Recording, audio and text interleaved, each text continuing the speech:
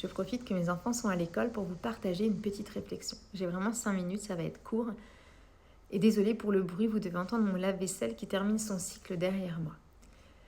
Je me suis souvent demandé comment savoir si une idée vient de Dieu ou si une idée vient de notre ego.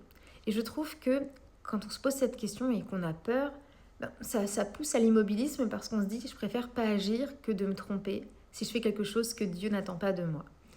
En fait, je pense que toutes les idées n'arrivent pas vers nous de façon anodine, que dans notre cœur, on sait quelque part quel choix faire, mieux que la raison. D'ailleurs, on va trop chercher dans notre mental, alors que Dieu, je pense, a mis tous nos désirs dans notre cœur et les réponses sont dans notre cœur. J'ai déjà fait un post là-dessus il y a 2 jours, un petit audio que vous pouvez aller voir sur mes réseaux. Mais là, le sujet du jour, c'est plutôt quand on voit les choses comme bien mal, on a une vision très binaire des choses. Est-ce que c'est une bonne idée? Est-ce que c'est une mauvaise idée? C'est très manichéen comme façon de voir les choses et que je pense il y a une façon plus lumineuse de voir les choses qui est de dire, peu importe l'idée que je décide de suivre, celle qui me paraît juste au moment où je décide de la suivre, ce qui compte, c'est de rester ouvert et réceptif à recevoir la grâce de Dieu. De se laisser constamment, de consentir à se laisser traverser par la lumière. Et je trouve que le mot consentir est important parce que on peut dire je crois en Dieu, je vais à la messe, je suis Dieu, je suis Jésus. Mais dans les faits, être dans un mode où on est fermé. Et comme je suis en train de faire un travail de recherche en philosophie, j'écris beaucoup, je réfléchis beaucoup et j'ai compris que quand on est trop dans soit le passé, soit l'avenir, l'anticipation, eh bien on ne peut pas s'ouvrir à la grâce de Dieu. J'ai compris que les conditions pour s'ouvrir, alors les conditions, c'est difficile parce que la grâce, on peut toucher par la grâce à n'importe quel moment, mais j'ai compris que si j'étais dans mon passé en train de me lamenter, je ne peux pas être touchée par la grâce. Si j'étais dans le futur en train de projeter et d'imaginer, je ne peux pas être touchée par la grâce. En tout cas, dites-moi si vous avez été déjà touché par la grâce en pensant au passé ou à l'avenir. C'est pour ça que souvent on est touché par la grâce quand on est... la condition, je trouve, c'est d'être présent et attentif à ce qui se passe. C'est pour ça qu'on est souvent touché par la grâce, par exemple dans une messe, où on est vraiment absorbé par ce qui se passe quand on est en train de prier, parce qu'on est pleinement là, on n'est pas hier, on n'est pas demain, on est vraiment là. Et aussi parfois quand on regarde un film et qu'on est tellement touché, qu'on écoute une chanson et qu'on est vraiment ému, ou qu'on regarde une scène parce qu'on est pleinement attentif à ce qui se passe. Et vous savez que dans notre société actuelle, c'est tellement compliqué d'être attentif à ce qui se passe parce qu'on est tout le temps distrait de tous les côtés. Et si ce n'est pas par les stimuli extérieurs, c'est dans nos pensées, dans les injonctions, etc. qu'on se met. Donc déjà, c'est se dire, ok, peu importe la voie que je suis, l'idée que je suis, est-ce que je vais être totalement présent à ce qui est, au point de m'ouvrir à la grâce de Dieu. Et si tu t'ouvres à la grâce de Dieu et que tu acceptes d'être traversé par la grâce de Dieu, la lumière, peu importe le choix que tu fais, Dieu te guidera. Et je voulais vous donner un exemple pour illustrer. Imagine, tu es dans un travail qui ne te plaît plus du tout et tu veux faire autre chose. Mais cette autre chose est floue. Tu ne sens pas encore prêt, tu as peur de passer à l'action, tu as peur financièrement. Voilà, c'est un trop gros pas pour toi aujourd'hui, mais tu n'es vraiment pas bien dans ton travail aujourd'hui.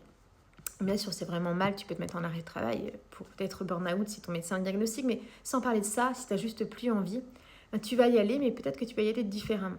C'est-à-dire que plutôt que de te lamenter, de dire « Oh, je suis en train de travailler pour un patron qui s'enrichit sur mon dos », ou que sais-je que tu te répètes, tu vas te dire « Ok, je ne le fais pas pour ce patron qui est désagréable, pour cette manager qui fait du harcèlement moral, mais tu le fais pour Dieu.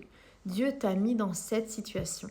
Aujourd'hui, tu es face à cette réalité et toi, ton but, c'est de consentir au réel qu'il t'a donné. » Et depuis que j'ai compris ça, ma vie, elle est beaucoup plus douce. Dès que je voyais une épreuve, je me dis, mais est-ce que c'est vraiment Dieu qui me l'envoie? Ou est-ce que c'est le mal, comme on entend parler dans les combats spirituels? Et en fait, j'ai compris que Dieu consent lui aussi à ce que je vive ça. Sinon, il interviendrait pour que je ne le vive pas. Donc, il consent pour que je vive ça. Donc, c'est à moi de consentir à ce réel qui m'est donné. Et du coup, j'ai une prière où je dis parfois, aide-moi à consentir à ce qui m'est donné aujourd'hui, bien sûr.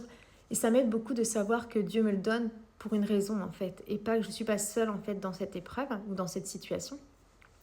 Et donc, pour en revenir à ton travail, eh bien, ne te dis pas, je le fais pour cette manager toxique ou pour ce patron capitaliste.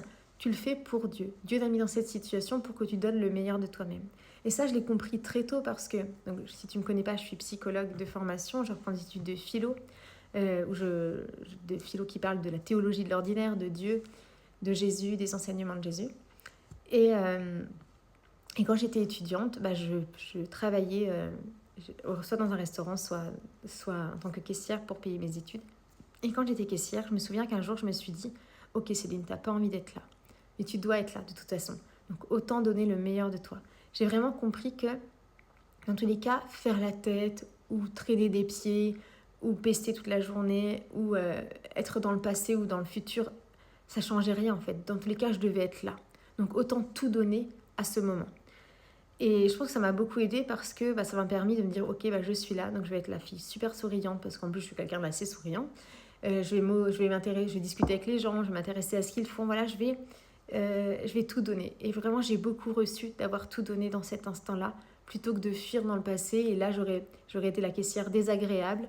Les gens n'auraient pas passé un bon moment et moi non plus, j'aurais pas passé un bon moment. Donc c'est bête, mais de se dire ok, si je suis dans cette situation, je donne tout. Tu es dans un train et qui est en retard et vous êtes bloqué sur la voie, eh bien soit tu pèses en disant je devrais déjà être arrivé et mon copain un tel m'attend, ou soit tu te dis je vais tout donner à ce moment, je vais remercier Dieu d'être en vie, je vais aller voir d'autres passagers, je vais en profiter pour prier, enfin je sais pas.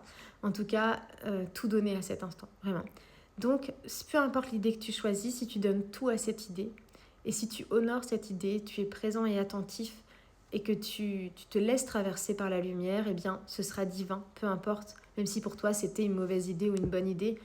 Peut-être que d'un point de vue de Dieu, il n'y a pas de mauvaise idée, il n'y a pas de bonne idée, et que toutes les choix que tu fais, toutes les idées que tu suis mènent à toi, à ton grand soi, et mènent à Dieu. Donc, est-ce qu'il y a vraiment une bonne ou une mauvaise idée ? Il y a des moyens d'expérimenter, et je pense qu'il faut qu'on enlève de cette vision-là. Et de se dire plutôt, peu importe ce que je fais dans la journée, du moment que je me laisse traverser. Voilà, c'était mon petit partage du jour. Je vous souhaite une très belle journée, je vous dis à bientôt.